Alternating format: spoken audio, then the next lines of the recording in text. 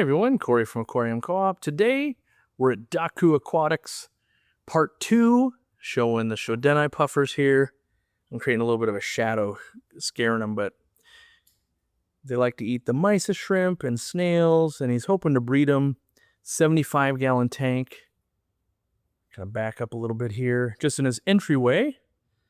And just want to show, some of the having a tank for the family while kind of being a breeding project. There's also the ember tetras and stuff. Before we just dive straight into, his other tank here, and then eventually the shrimp room, which is you got basically 3 rooms of breeding going on while still maintaining fiance/wife. So, 3 rooms of fish is a little bit crazy, but it's his business. So, yeah, you got the Basmati rainbows. You've got the, what is those, like the AI prime lights, looking good with the shimmer. He's big into plants first, fish and shrimp kind of second. So, you've got the kind of the, what do they call that? What is that called? The Simba rock or whatever? The piece of wood coming out. Looking good though. Got rams, got rainbows. That's if you watch tour number 1, that's what he's breeding in there. Is lots of pseudomogils and I just saw Danio-erythromicrons and German blue rams. Sorry, as I see more going on here that come out, because those guys can be reclusive. The more I get distracted. But good looking tank in the living spaces. This extra bedroom, if you will, is the shrimp breeding station. And so, again, to continue the series, if you didn't watch part 1, but small rooms, lots of production. So you can see here we've got the neon yellow shrimps in a 10-gallon, lots of moss. And you can see another gladiator rack in a different there's not enough light in here to show that, but it's a gladiator rack, different style. There we go. And it's 4 with some tubs to grow floaters and green water down low, right? But this holds 16 tanks. Now, again, he's a giant and much taller than I am, so I wouldn't put one up here because I can't see the bottom. I wouldn't be able to see these shrimps up here. But very easy to set up for yourself 12 tanks, manageable in a small room. So I'm going to kind of do the pan of there's those. Then there's these 9. You've got guppies going on down here. Right, guppies looking good. And then we'll check out these cherries. Also kind of breeding out. Lots of buces in here too. So Bucephalandra plants. He's kind of a Bucephalandra connoisseur. If you check out this Cameroon moss, I thought this really caught my eye back here. It kind of looks like a fern. But that Cameroon moss, and that moss right there that you're seeing in the back is the same as this moss right here with all of these oranges. So if you just let it grow wild, kind of looks like that. If you tie it down to sticks, it looks like that back there. So kind of interesting. You can see a group of multis. Just breeding those out for fun, he says. And then every tank is just chock full of Bucephalandra, and he says if he had his way, he'd never sell any because he just likes it and he wants more and more and more and more. But he does supply it on the website, and to the best of his knowledge, because I was quizzing him, he's getting it sustainably. He doesn't ask for tons. He wants a set amount. When he sells out, he sells out. And, he gets pictures, and it shows the regrowth from where they're harvesting. And so, to the best of his knowledge, not hurting the environment while still providing very cool and rare plants. He told me he sells them as a mix because there's 4 billion trade names, and depending on what time of the year it's collected and all that, one thing can look like another and blah, blah, blah. So, yeah, again, another rack of 4. So we've got the 4 across with the 4 high, 16 here. Then here, because of the corners, right, you've got the 3, so you get 12 more here, right? So yeah, 16, 12, 12, 16, which makes what, 32 plus 24. Is that 50 again? That's, no, that's 60. So 60 tanks. No, that can't be. Is there really 60 tanks in here? 24 plus 32? What did I say? 32, yep. And these are 12, right? Yeah, 32 plus. Oh, that's only. Why am my brain math isn't working? So 32 from 16 and 16 plus 24. 32 plus 24 is 56. Yeah, so 56 tanks. I don't know where am I. Been a long day. I'm in Florida. Plus the fry rearing system right here. Even with Aquarium co-op heater. Look at that. Relic. And then another sink. This is the brine shrimp hatching station here. Doing the Dean method. 2 hatches at a time. One that you've, fed from, the other one that's hatching. Feed, I don't know if he feeding brine twice a day, but again, same shower valve. If you watch the other video, got a sprayer sink. Clean out that brine shrimp, make your life easy. Golden. I will say, just a little birdie, he does think our eggs are the best. He literally asked, when are they going to be in stock? Hopefully by the time you're watching this, we're like a week away. So they're on the way. People that got to hatch a lot of brine shrimp, they do see the value in our eggs oftentimes. Not everybody, obviously. But yeah, through testing, he's found a method that works for him. Having the lights up top, just 4-foot lights hanging over everything.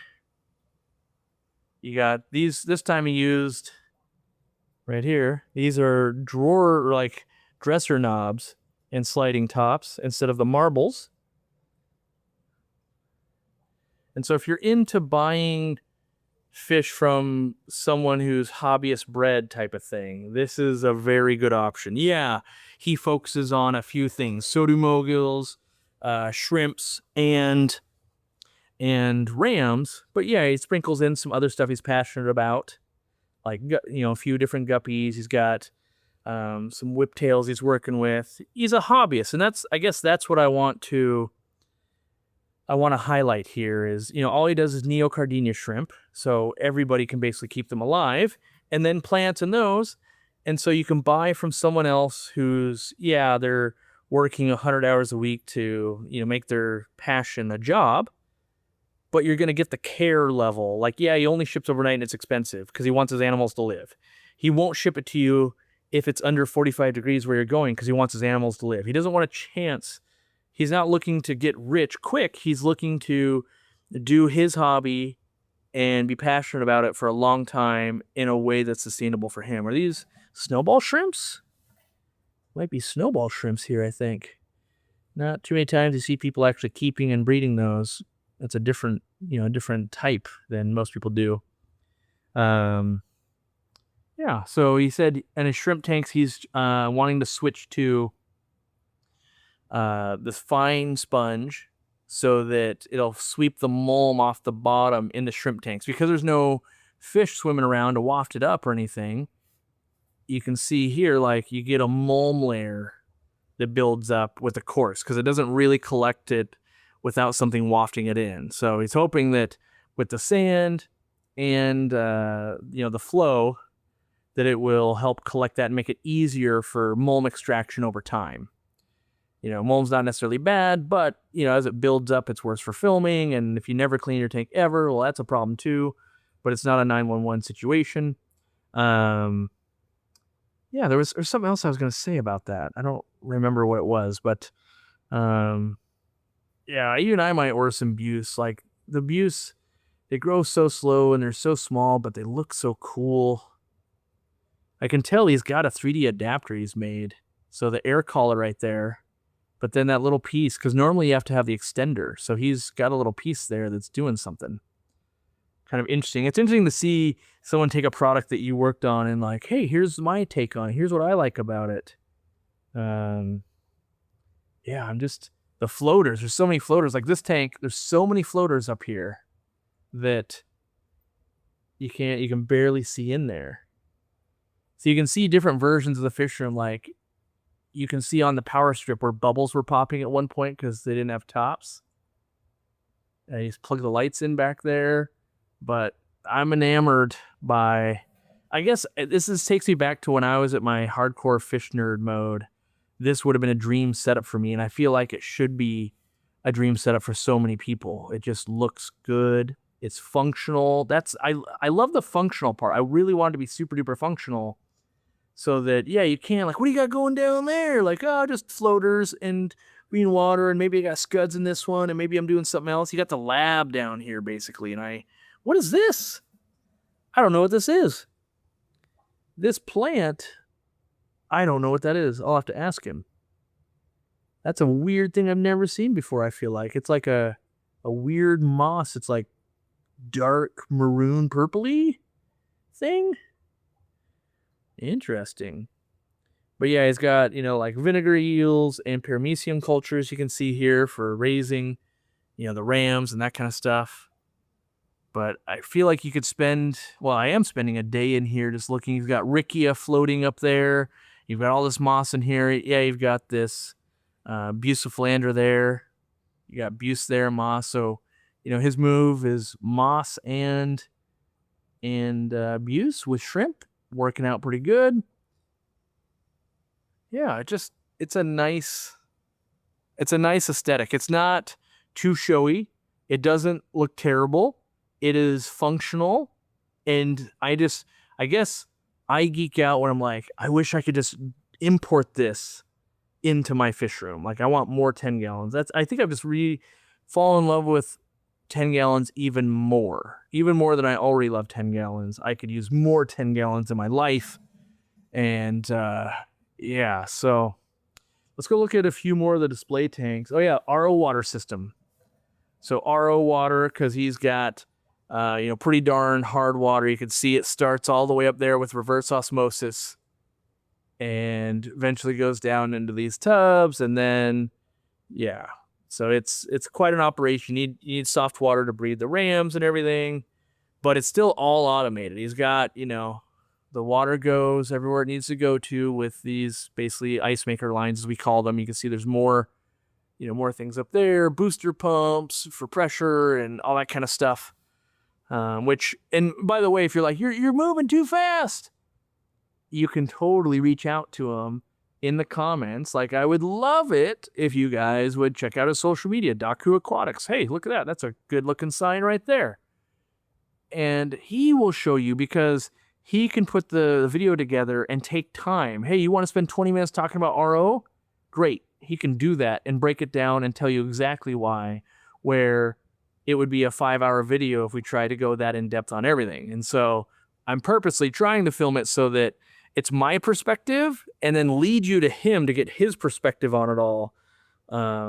Because I want to try a new style. That's why. So let's go look at some of the displays. Again, a clean out for the drain. I actually haven't even looked at this one that's right in the doorway. I walked right past it when we were shaking hands a few hours ago. I've been here for hours at this point. Yeah, this is a nice looking tank right here. Just this little, you got a little bit of CO2 with the paintball cylinder. And some good looking red shrimps on green. And just a couple of ceru stones. I don't like the evaporation. This thing would probably evaporate a decent amount, but yeah, again, normal house person setup. As in, yep, I have an outlet here. That means I can put a tank here. I like it. And then I'm going to show you these couple right over to here. So this is like a little fluval chi or something like that right here. Kind of the moss grove with yellows with some of the stratum substrate. And then you've got these little toucan tetras, I think. But, kind of a botanical setup that's not super brown water. He boiled it all before. And he said he was geeking out with the Brazil videos because he's like, yeah, I had to do it without really being able to see the footage. And here we are, like, yeah, it was actually pretty close. Like, this came out well. And I go, this does look good. See, that's a water box aquarium here. I like that he's got the lids. I'm into that. The lids help so much for stuff not jumping, but also water evaporation. So, yeah, Daku Aquatics. Look right here. Boom. Apparently, if you use code SAVE5, you'll save 5%. But might have to be your second order, though. But yeah, you get cool stickers. This is a cool sticker, too. I might have to steal one of these. He's not looking, but Daku Aquatics. All right, well, I'm going to give you guys a sneak peek at the last video that I'm going to shoot while I'm here. It's going to start with his Scarlet Batis breeding setup and the Bucephalandras and everything out here. But if you want to see this video,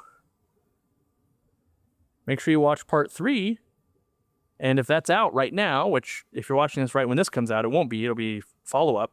But if it's already been time, like we're a year in the future, it'll be on the screen. Check it out.